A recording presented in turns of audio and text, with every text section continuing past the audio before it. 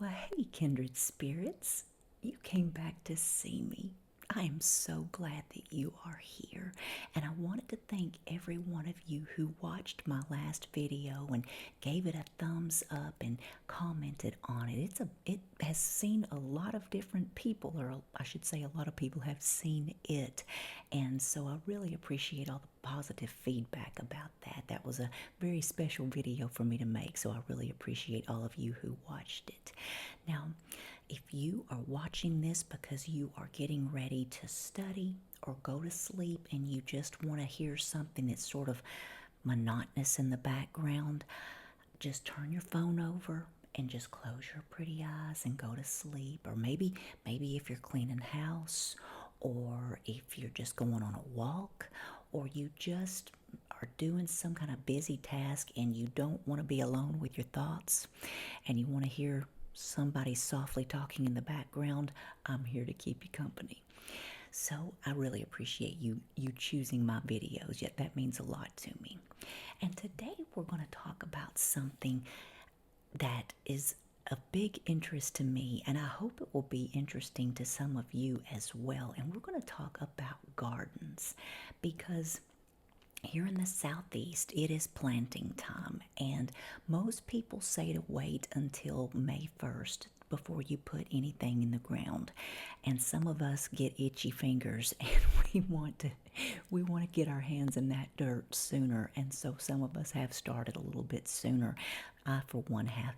I don't think we're going to have another frost. The reason why they tell you to wait is because of the danger of frost coming and then killing your tender little plants that you're putting into the ground.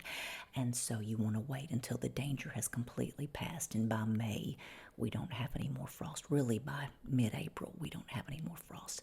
But anyway, I thought it'd be fun to talk about gardening and tell you a little bit about some of the gardens from my childhood, because there are a lot of them, and I think that that's the reason why I love gardening so much today. So when I was a little bitty girl, I spent a lot of time with my aunt and uncle who lived just down the road from us. And at that time, they didn't have any children. And so we would go over there a lot. We, meaning my brother and I. We spent a lot of time with them.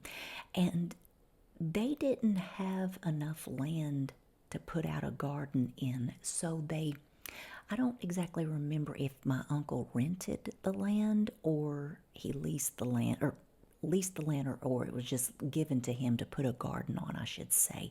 But it doesn't matter. Either way, my uncle planted a garden. And it's funny because I remember it was on Main Street in Waverly, Tennessee. And so he would go out there and work it. And then on occasion, if I was at their house, he called me Winnie. That was his. He had a nickname for every niece and nephew in the family, and my nickname was Winnie.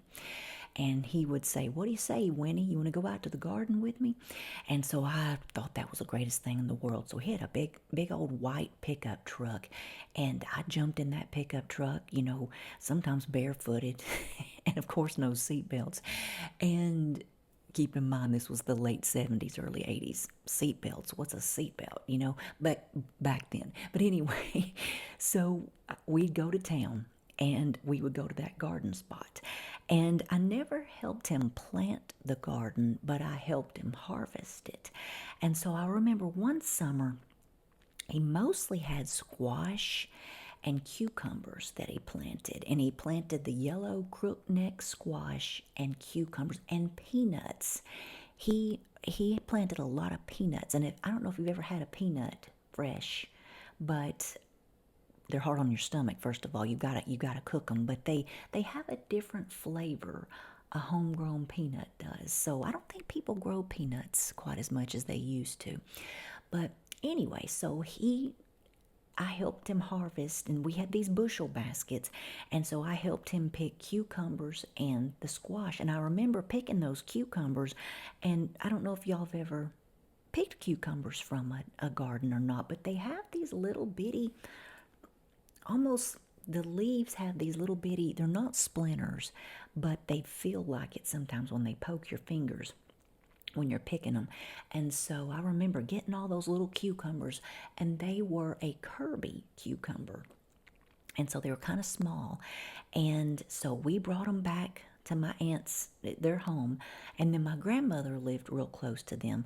And so I remember in the following days after harvesting all of that, my grandmother and my aunt making pickles out of all of those cucumbers. And at up until that point, I was probably about 7. I don't think I'd ever tasted a homemade pickle or a home canned pickle before.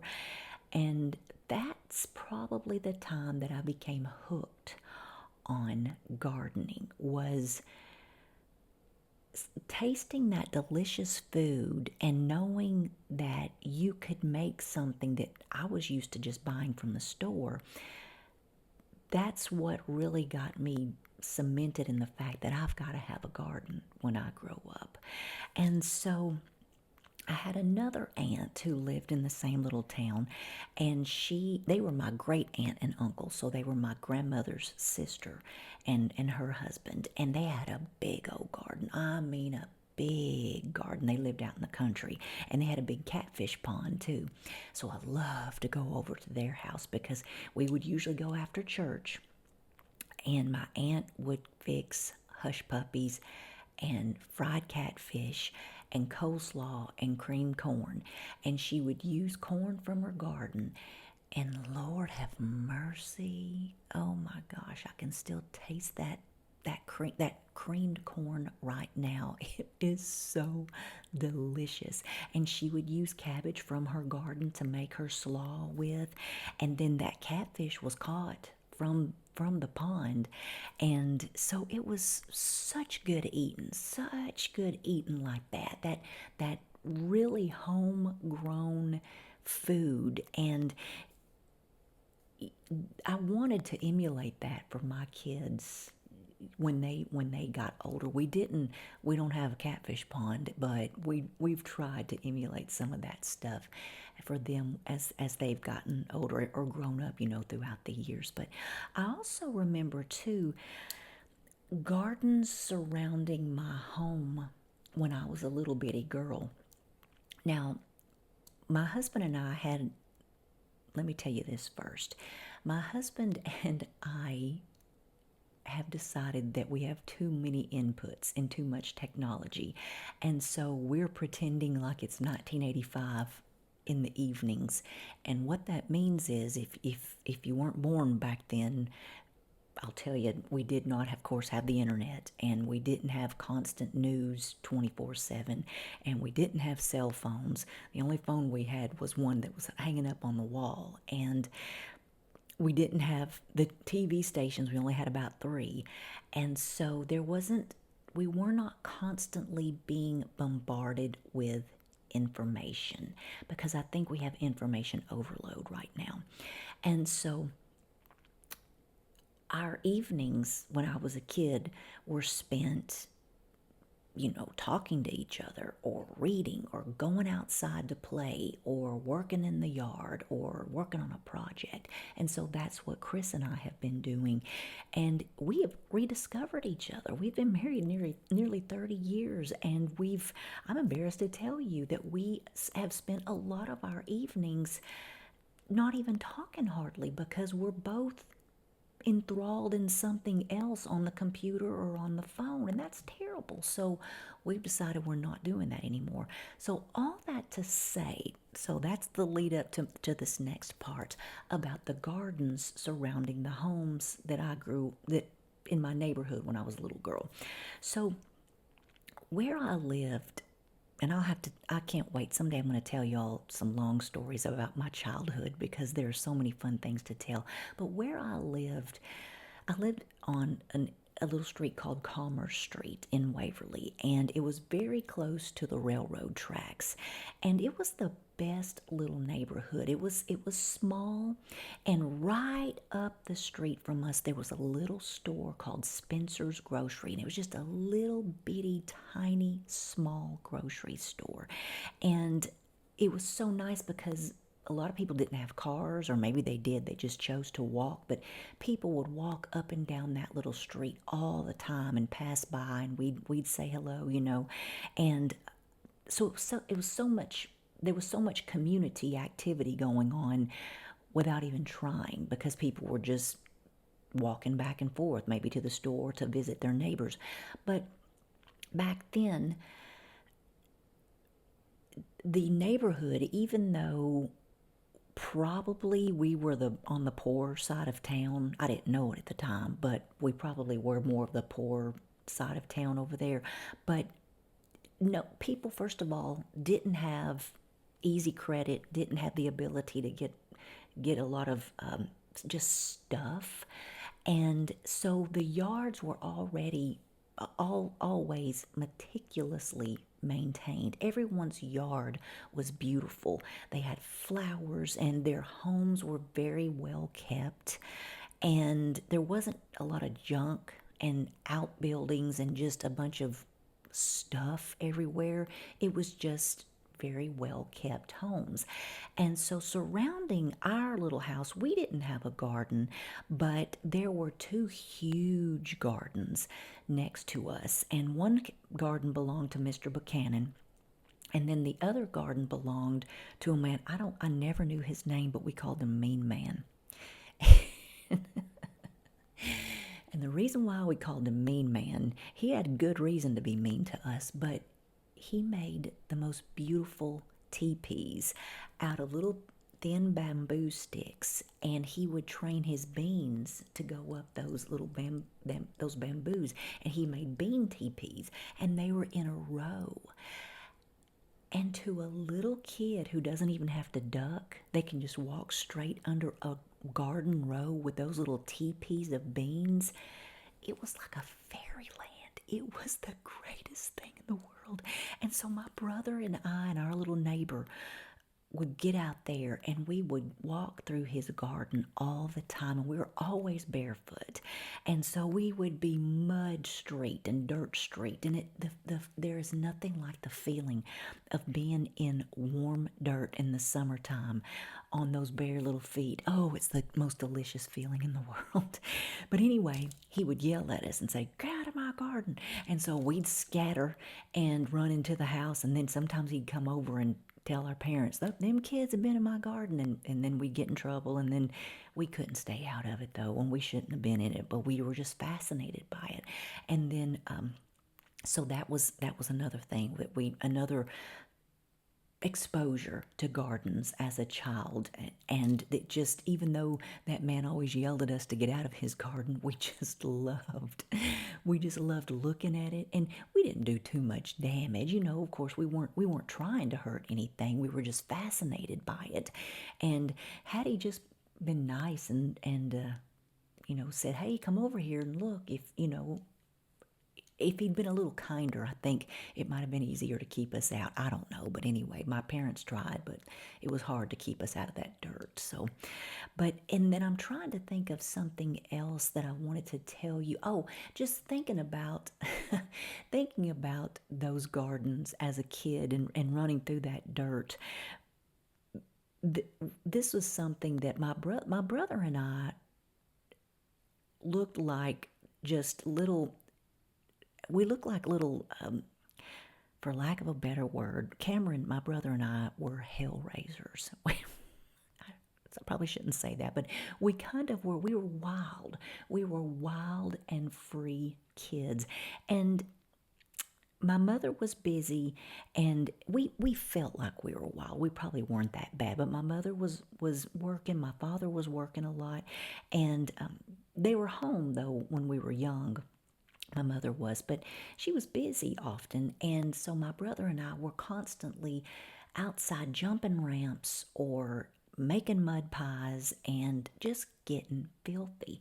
And I remember coming in every night, and she'd put us in the tub, and she'd have to change out the water a couple of times because we were that dirty. But it's so good for you. It's so good for a kid to get that dirty. And we had granny beads. Do y'all know what granny beads are? Well, if you don't, it's you're a little kid, you're sweating or you're running through the sprinkler, and then you get dirty, and what happens is the dirt collects on you and it gets in your neck, and that's called granny beads. And so that was something that we wore every summer, was granny beads all summer long, and until we got home, got in at night and had a good bath and got cleaned up. But it's it's just a good way to raise a kid, if you can, to get out there and let them be barefoot and in the dirt as much as possible, because dirt does not hurt you. Dirt helps grow a good kid. Trust me on that one. And let me think of something else. Oh yeah, so it's interesting that my parents never grew a garden, because they I don't know if y'all have ever seen the magazine called Mother Earth News, and I'm pretty sure they still have a publication out. So my father always took that magazine when I was little, and so I would read it. And they would talk about growing gardens and growing plants and raising animals and canning and soil conservation and things like that. And so that was, even though my parents didn't do it, my father liked reading about it, and I guess he must have had an idea that he would do it someday. But that was an early introduction to that too, is seeing those magazines like that when I was a little kid. And as I got older and we moved to East Tennessee, so to Pigeon Forge, we lived more where there weren't a whole lot of gardens. I'm trying to think, and I don't remember a whole lot of gardens close to me when I was older like that.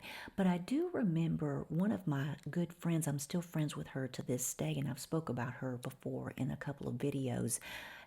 Her family lives on a farm that is multi-generational. I mean, probably 5 or 6 generations live on that farm, lived and have lived on that farm. And so her granddaddy grew tobacco.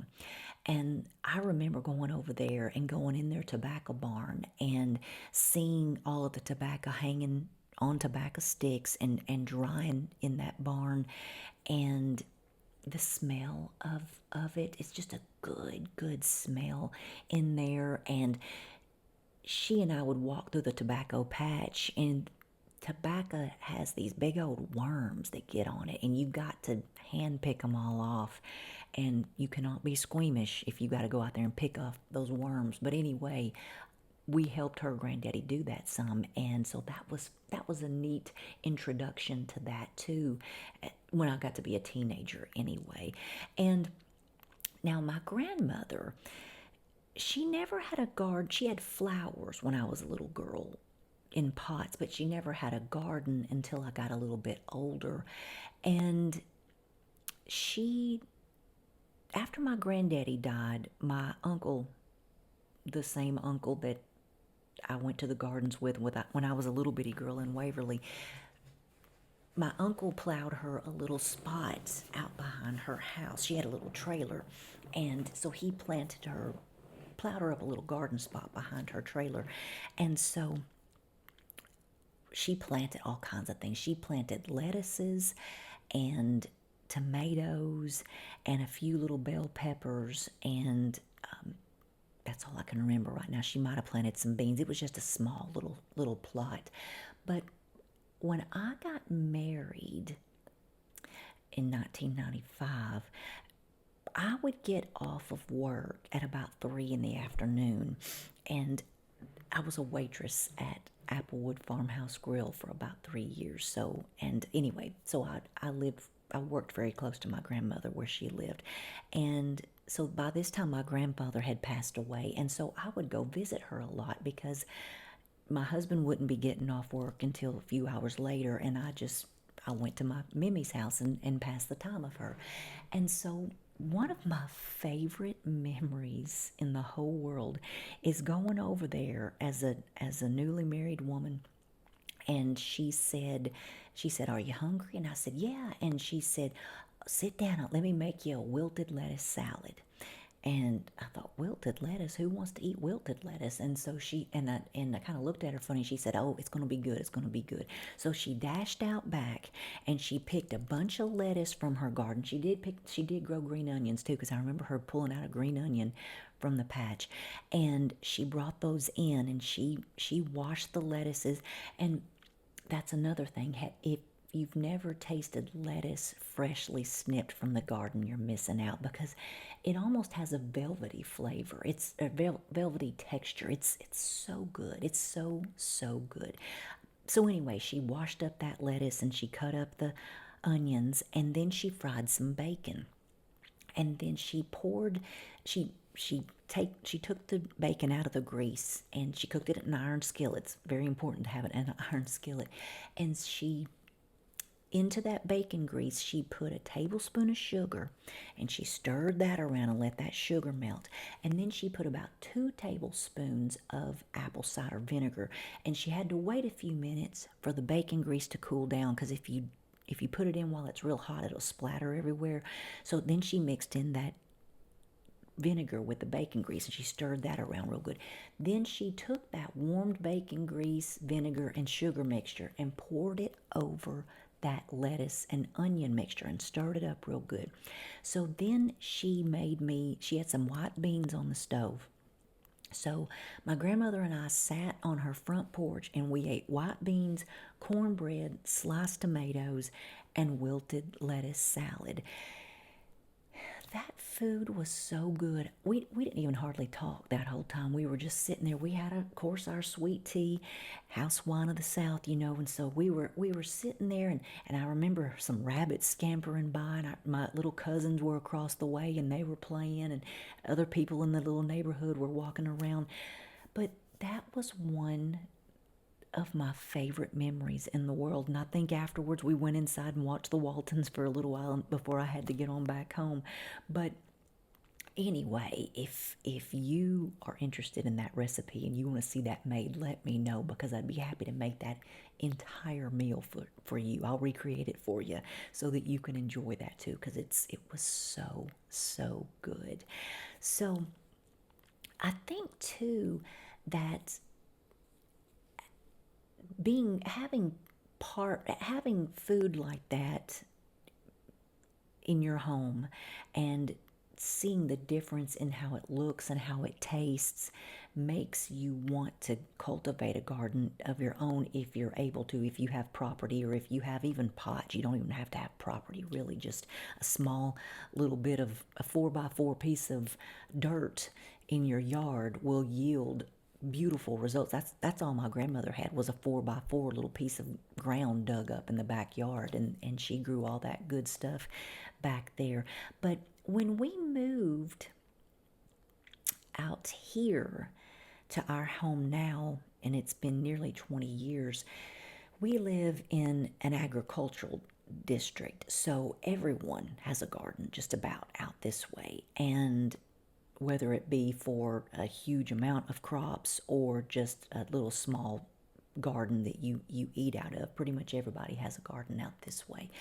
And so years ago, we have a neighbor still, and his family has lived out here for generations as well. But he and his wife started a little, I don't know what you would call it. There wasn't really a name for it, but it was kind of a club, a community garden club is what it basically was. And so we would go up to their house once or twice a week, and their garden spot is just, the dirt is wonderful. They've spent years cultivating it and making it really good, because you've got to have good dirt before you can grow good crops. And so we would go out there and we would help them plant, and then we would help stake up and tie up tomatoes. We'd help pick tomatoes. We would help. One time her daddy got on the plow. Miss Janice's daddy he got behind the plow. Her husband was driving the tractor. He got behind the plow. Her daddy got behind the plow and was hanging on to it while the tractor moved through the dirt and dug up the potatoes. And then all of us, meaning me, my 3 children, plus a couple of other neighbors, and and I guess there might have been about 10 of us total. We went out there behind the plow and picked up all of the potatoes that had been unearthed from the plow. And oh my goodness, that evening we went home and cooked up those potatoes and had some corn from that garden too. And the potatoes, even just being freshly from the ground, hours before, they have a certain flavor that you just can't get from a store-bought potato, because the store-bought potatoes, nothing against them, I buy them all the time, but they've been at the store, or they've been in shipment, or they've been in storage for quite some time, and there is just nothing that compares to something freshly pulled from the ground that you're eating. And I remember too being out there, and we were all barefoot, and my kids even talk about how nice it was again to walk in that hot dirt that is loose and well cultivated barefoot. There is something about it. It is such a wonderful feeling in your mind, body, and soul to get out in the dirt barefooted. Trust me on this. You've got to do it if you've never done it. And it was so sweet too. That neighbor that I was telling you about sent me a picture last weekend, and we were close at one time, and then I just got busy with my kids and activities, and we kind of, with every friendship, there are ebbs and flows. But anyway, she sent me a picture of some freshly harvested asparagus and strawberries that she had from her garden. And she said, I think about you every time this year, every time of year, at this time of year, because of a meal that I prepared for her and her husband years ago. And again, they had given us a big old basket of strawberries from their garden and asparagus from their garden. And fresh asparagus from a garden is otherworldly. The flavor is divine. If you just boil it for a second, pop it in there in boiling water just for a second, almost parboiling it, and then put some salted butter and lemon juice on that. Oh, you talk about divine eating. It is so good.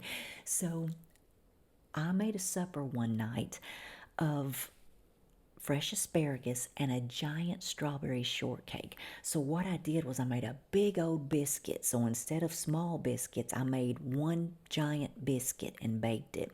And then I split open that biscuit, kind of like a big cake, and then inside of it I put some pats of butter, and then I had chopped up my strawberries and sweetened it and put a little bit of vanilla flavoring in there and chopped up some tiny mint leaves, put it in there, and then I made a homemade whipped cream and put it on top of that, and then closed the biscuit back up, and then that was supper that night. Strawberry shortcake and asparagus. And I invited my neighbor and her husband over to eat that with us because it came from their garden. And when I first made that, I was thrilled to have that delicious homegrown food. But as I was preparing it for them, I thought, is this going to be enough food? Are they going to think this is enough? And what a strange little supper that was, a big giant dessert and asparagus. But doesn't that sound like the best supper ever to y'all too? It did to me, and it did to her evidently, because on more than one occasion she has mentioned that to me. So like I talked about in one of my previous videos about the family meal table, it doesn't really matter what you serve. It's just about the fellowship and the being together. That's the most important part. So you can serve something as simple as a strawberry shortcake and asparagus, and people may just remember it for a long, long time. So that's a good memory. And let's see, what did I want to talk about? What else that would be interesting to tell? Oh yes, so one other thing too that we have a lot during the summer are mono meals. So what that is maybe you just have one thing for supper, maybe typically two. But what I mean by that is if we get fresh corn and cantaloupe, to me that is a delicious combination together. And so what we'll do is we'll shuck the corn, get all the silks off of it. We'll have the pot of water boiling. And I don't know why, but my mother always poured a little bit of milk into her boiling water for corn. And I still don't know why. Do y'all know why people do that? Leave the comment if you know in the comment section. Let me know in the comment section why that was done. And so I do it too, but I don't know why I'm doing it. So I need to know, right? But anyway, and I will put my corn in the pot and boil it just enough to get it hot, really. You don't want to cook it too long. And then I'll slice up those tomatoes and salt them, and I'll put that on the table. And then I'll put the corn on the table fresh from the hot pot of boiling milk water. And we just slap butter pats on that corn on the cob, and that supper is just corn on the cob and cantaloupes and maybe some sliced tomatoes, and that is it. And that's not a mono meal, that's a tripo meal. But anyway, you get my drift. We just sometimes we'll just have a couple of things from the garden that are just fresh like that, because the flavor sensation is out of this world. And even if you don't have a garden and you don't want to have one, I would just encourage you to go to the farmer's market this summer and buy some fresh produce from a farmer. Now, one thing I do want to tell you with farmers market, you have to kind of be careful, because sometimes people are tricky and they have like a truckload full of things like cantaloupes or watermelon this time of year. And cantaloupes and watermelon aren't ripe this time of year. So you got to question those people further, because sometimes they'll tell you things are homegrown, or, oh, yeah, it was grown locally, but it's not. It's trucked in. And they may be getting that from Florida or somewhere else and it doesn't really matter where they get it. What matters is they advertise that it's local, but it's not. And you don't want that. That's just the same as going to the grocery store. So you want to find a reputable farmer who really does grow their produce. And it's not hard to do, but try to do that if you're going to go buy your fresh produce. And just taste the difference in some of that stuff, because I think you'll be hooked if you're not used to eating that way. It's just so good. And it's interesting too. I just now thought about this. I guess having those experiences as a child with my aunts and uncles and great aunt and uncle and grandmother too, growing gardens and making jam even, it kind of made me want to do that too, and I did as I became an adult. And so I've always been very interested in farming because of that, and learning how to cultivate the soil and grow better vegetables and gardens. And so for a time, I've worked at farmers markets off and on throughout the years. So the first farmers market that I ever worked at was in Shreveport, Louisiana, and my boys were little bitty, and my husband worked second shift at, good heavens, where did he work? At General Motors down in Shreveport. They used to make the little Colorado truck down there. Anyway, he worked second shift, and so they would have the farmer's market in the mornings in downtown Shreveport. And so I made soap and I made salsa. And I would go down to the farmer's market and sell my stuff, because my husband was at home and he could watch the boys for me while I went down there and sold it. And so that was fun. That was a way to get me out of the house and make a little bit of money, and then get to know some people too in the community.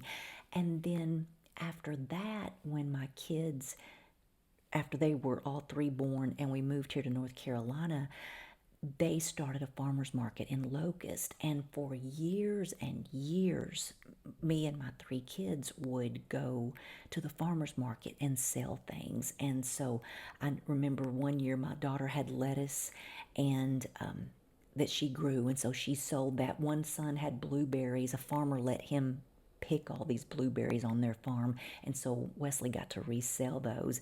And so he made some money that summer. And then they were all three out there with me selling. I sold soap and jam and jelly and bread and herbal healing salve and aprons, handmade aprons. And I'm trying to think of what Lainey one year sold succulents too. So anyway, it was just a lot of fun. It was a good homeschooling lesson too, because they had to count, and they, count money back, and they had to interact with people, and so there was a lot of good lessons with that. But all that to say, I actually wrote a book 10 years ago, October, as a matter of fact. I don't even know if it's still available or not, but it was called From Farm to Market: Stories of Farmers and Artisans in the Southern Piedmont, or just in the Piedmont of North Carolina. But anyway, I wound up interviewing a ton of folks that I knew in the area who were farmers or artists, and so it was just kind of neat. It was just a fun little book to write. I always wanted to write one. It's not too good, but it was just, I was proud of it. I was proud of it because I'd always wanted to do it, and I did it, and I was very proud of it. And I took all the pictures and everything. So anyway, it was a lot of fun.